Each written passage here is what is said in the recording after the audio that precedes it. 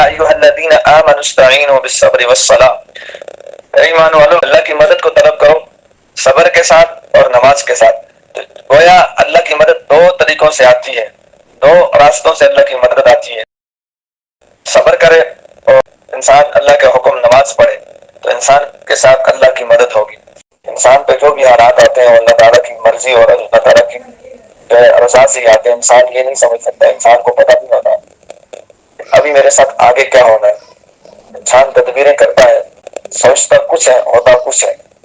انسان کے بعد و گمان میں بھی وہ چیز نہیں ہوتی، وہ کچھ ہو جاتا ہے۔ انسان ہم بھی اللہ کے حکم سے دنیا میں آئے ہیں اور جب اللہ چاہیں گے ہمیں دنیا سے لے جائیں گے۔ ہم اپنی مرضی سے نہ آئے ہیں نہ مرضی سے جا سکتے ہیں۔ انسان کو ہر حال میں اللہ تعالیٰ کی رضا پر راضی رہنا چاہیے۔ اللہ اکبر کبیرہ، کوئی دکھ آ جائے، کوئی غم آ جائے، کوئی تکلیف آ جائے، انسان صبر کا مظاہرہ کرے، صبر کرے۔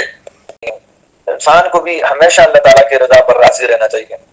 اللہ تعالیٰ نے ایک چیز انسان کو سمجھائی کہ کوئی بھی غم آ جائے، کوئی خوشی آ جائے تو انسان کو صبر کرنا چاہیے۔ اس کی اگلی آیات کے اندر اللہ رب العزت فرماتے ہیں وَلَنَبْلُوَنَّكُمْ بِشَيْءٍ مِّنَ الْخَوْفِ وَالْجُوعِ وَنَقْصٍ مِّنَ الْأَمْوَالِ وَالْأَنفُسِ وَالثَّمَرَاتِ، میں تم لوگوں کو ضرور بضرور آزماؤں گا، خوف سے اور بھوک سے اور مالوں کے کم ہونے سے اور پھلوں کے کم ہونے سے، اور اللہ تعالیٰ صبر کرنے والوں کے ساتھ ہے۔ خوشخبری ہے صبر کرنے والوں کے ساتھ۔ خوشی میں ہو پھر بھی صبر کرے، غم میں ہو پھر بھی صبر کرے، تکلیف میں ہو پھر بھی صبر کرے اور اللہ کی رضا پہ راضی رہے۔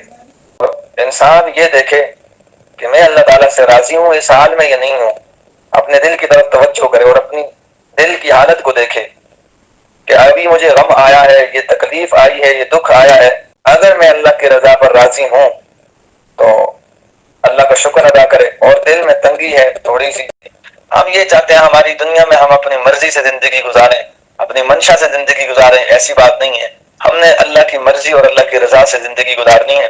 اس لیے ہمیشہ انسان اپنے حالت کو دیکھے، ہر حالت کو دیکھے کہ میں اپنے اللہ سے راضی ہوں یا نہیں، یا اللہ مجھ سے راضی ہے یا نہیں۔ بس جب انسان کو یہ چیز کی یہ کیفیت حاصل ہوگی تو گویا وہ اس کو اللہ تعالیٰ کا تعلق نصیب ہو گیا، اور وہ بندہ کبھی بھی اللہ کی ناشکری نہیں کرتا، وہ ہمیشہ اللہ کے ہر فیصلے پر راضی ہوتا ہے۔